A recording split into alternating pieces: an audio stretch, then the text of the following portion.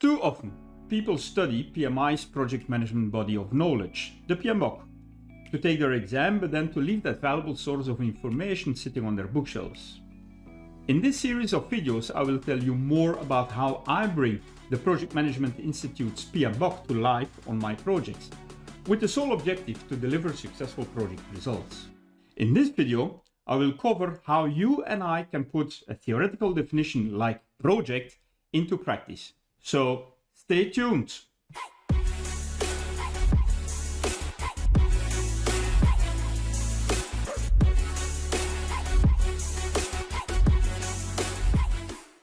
Hello, project managers and project management professionals. My name is Steven, and I'm a certified project management professional with a vast amount of experience in delivering highly successful projects, keeping them within scope, budget and time, with a satisfactory result for my clients. The secret of this success is actually quite simple. I learned to translate the PMBOK into best practices on the field. Stick around if you also want to use the PMBOK to your advantage. If you like my videos, give them a thumbs up and do not forget to subscribe to this channel. At the end of this video, I will provide you as well a simple project start and finish checklist, which you can use as an inspiration for defining your own project checklists. But for now, let's get started with today's topic, how to use the concept project on your projects.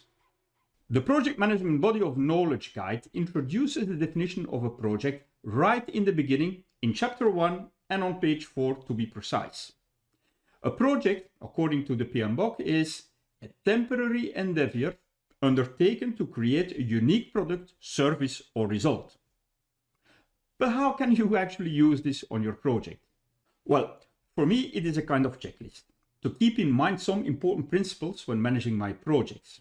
First of all, and just as a reminder for myself, the important characteristic to be taken away out of this definition is that the project is clearly a temporary initiative. That means that the project has a start, but also an end. I translate that to start organizing the end of the project already during the start of the project. Or in other words, I start planning the end of the project as one of the first steps that I undertake as a project manager. A lot of project managers are in the beginning of the project concerned about the startup activities, and they should, but not only. It is as crucial for the success of a project to start planning out how you're going to end it.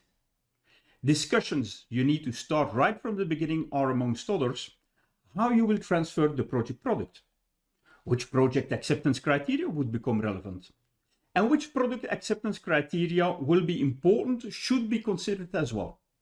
However, these acceptance criteria will be defined in detail as you go along in the project. But the foundation for these acceptance criteria should be set right from the beginning. Other items you need to consider at the beginning, but that relates to the ending of your project, is like who will have the operational responsibilities after the project? And how is the transfer of this responsibility arranged? Considering such important questions will take time and effort, clearly. And getting to complete answers to these questions will run you into the development stages of your project. But please don't wait until only a few weeks before the end of your project to get started reflecting about these important questions. To help you, I will provide some basic checklists of startup and closeout activities, which you can use as a starting base or inspiration source to start drawing out checklists of your own. A second way to use the definition of the concept project is to present that definition to the senior management, steering groups, and the project sponsor. We should understand that these people are not expert project managers. They actually are very experienced operational managers. And whilst they probably understand very well the principles of management, and in some cases also leadership, they do not always understand the nuances that projects need to get them successfully managed. They will use the word project. They will even say they have a lot of experience in being involved in projects, but in most cases, they have an incorrect view on what projects really are. Just note how much the word project is used and how many more explanations of that same word are used as well, especially in environments with low project management maturity. In such environments, I tend to include, already in the first presentation on the project, for example at the first steering group meeting, I tend to include literally and displaying on one slide the definition of the word project. The theoretical definition of project also stresses the unique nature of that project. Therefore, including that definition into these management presentations allows me to discuss items like why I need some time and resources to discover what the project is about, to discuss why I need some time and budget to have the project product designed, and why there is time needed to create a kind of business process to realize that project product, which we as project managers ultimately call a project schedule. Including that definition into my management presentations allows me as well to motivate why project management is really needed and why it is different from operational management, which they all know about. I often make the comparison between project characteristics versus operational management characteristics. It will make it easier for them to understand project management when it's compared with something they know, their operational management activities and techniques. In the end, including a definition of project in the first presentations to the management allows me as well to explain what the added value of project management to the project at hand really is, and what the benefits are that can be expected from that project. Talking about benefits is always a good motivator for senior management, believe me. The third way I use definition of project is to define whether a full project management approach is needed or not. Indeed, an initiative, and I'm on purpose not using the word project here, an initiative to deliver something or to resolve a problem is not always a project. Unfortunately, these initiatives are often called a project, which obviously lead to confusion. However, in such cases, people are expected to apply project management, but because that initiative is not really a project, applying project management is not only overkill, but might even lead to failure of that initiative.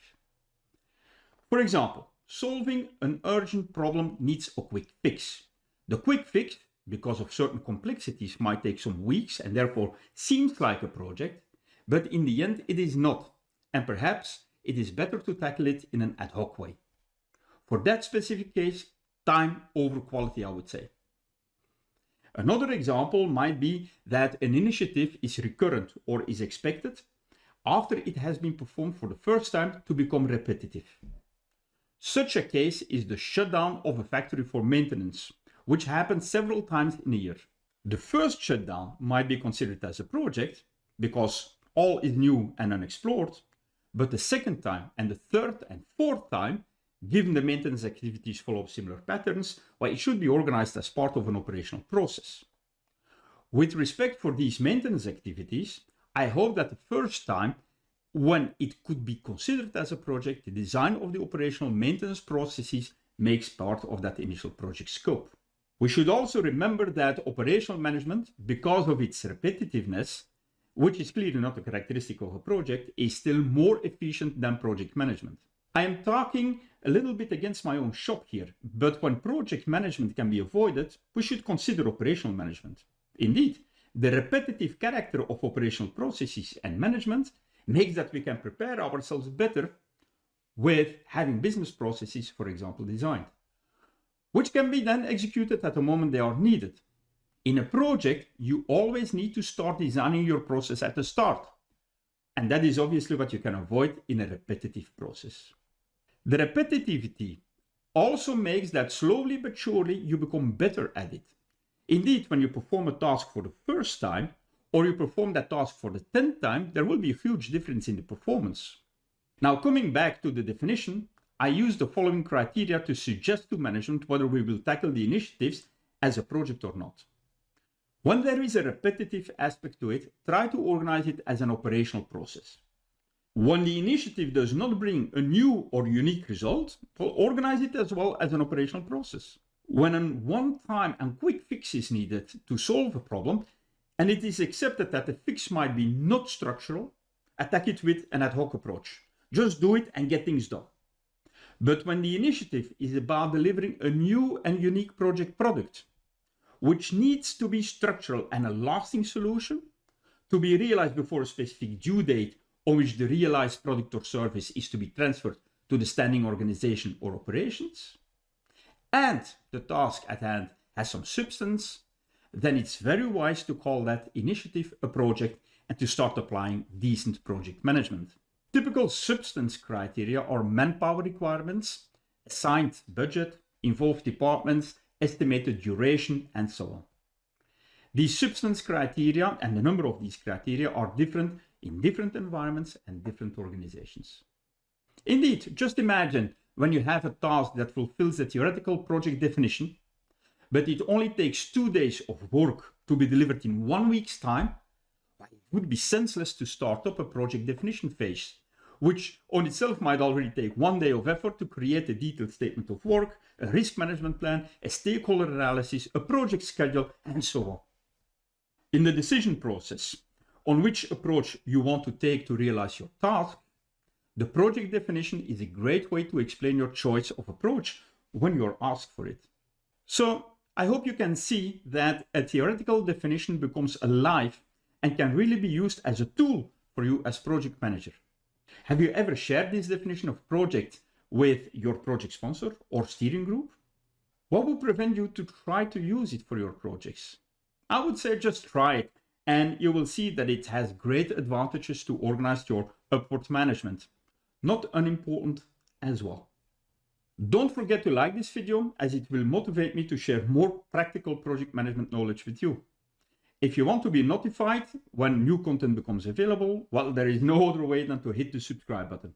And if you have a specific question on this topic or a suggestion for another topic or video, leave some comments below as well. I mentioned at the beginning, I would provide you with some of my own checklists that I use as a starting base to get going on the start and the end of my projects. The interesting part about using checklists is that you don't have to start a project from scratch. For me, starting a new project is always a little bit scary, especially when it is still all a blank piece of paper. Sorry guys, I'm risk averse and I like the certainty of being in control. Which I'm obviously never, as there are so many factors outside my span of control as project manager. Anyways, you can download the start and stop checklist when browsing to www.projectmanagementmentor.be. Look for the goodies link. Please note that every project is unique and that a checklist remains a checklist. It is never a given and should never shut off your own thinking. Again, the checklist is a starting basis and need to be reconsidered every time a project is started. To conclude, one small disclaimer. I do not suggest you to use this information to prepare for the exam. It might even be confusing and not live up to the expectations the Project Management Institute has towards you. The purpose is to translate the information comprised in the PMBOK to project on-field and workable best practices, not to your theoretical understanding. Thank you for watching, and I hope to see you back in one of my other videos. Till then.